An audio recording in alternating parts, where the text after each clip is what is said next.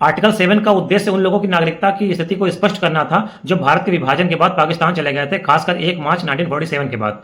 Article 7 कहता है कि अनुच्छेद 5 अनुच्छेद 6 में जो भी कुछ लिखा है, फिर भी जो व्यक्ति 1 मार्च 1947 के बाद भारत से पाकिस्तान जाएगा उसे इंडियन सिटीजन नहीं माना जाएगा। इसका सीधा मतलब यह है कि चाहे आर्टिकल 5 या आर्टिकल 6 कुछ भी कहता हो, आर्टिकल 7 का नियम सबसे ऊपर माना जाएगा।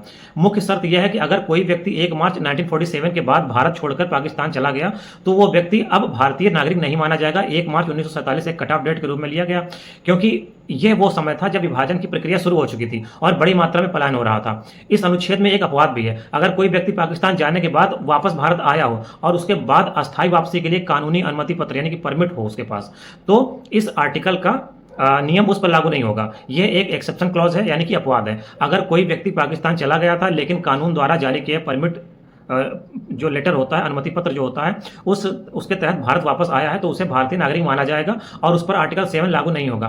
परमिट एक कानूनी डॉक्यूमेंट होता था जो भारत सरकार द्वारा जारी किया जाता था, जिससे कोई व्यक्ति अस्थायी रूप से भारत लौट सकता था। अगर इसको शॉर्ट में समझे तो ये कहा जा सकता है कि आर्टिकल 7 आर्टिकल 5 और आर्टिकल 6 के ऊपर प्रभावी है, यानी जो पाकिस्तान गए उन्हें भारतीय नागरिक नहीं माना जाएगा, भले ही आर्टिकल 5 और आर्टिकल 6 उन्हें कवर करते हो। दूसरा यह है कि 1 मार्च 1947 के बाद जो लोग भारत से पाकिस्तान चले गए उन्हें स्वतः भारतीय नागरिक नहीं माना जाएगा।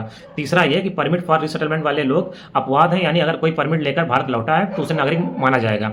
अब सवाल यह आता है कि आखिर आर्टिकल 7 की जरूरत पड़ी क्यों? क्योंकि विभाजन के दौरान लाखों लोग भारत और पाकिस्तान के बीच पलायन कर रहे थे। भारत सरकार को तय करना था कि किसे भारतीय नागरिक माना जाए, किसे नहीं। अगर कोई पाकिस्तान जाकर बस गया और फिर वापस नहीं आया तो वो अब भारत का हिस्सा नहीं है, ये स्पष्ट करना था। यह नागरिकता के सवाल को लेकर कानूनी और राजनीतिक स्थिरता के लिए आवश्यक था। अगर आर्टिकल 7 नहीं होता तो पाकिस्तान जाकर बसे हुए लोग भारत की नागरिकता का दावा कर सकते थे, जिससे भारत की जनसंख्या, सिक्योरिटी और जो कानूनी व्यवस्था है उस पर असर पड़ता।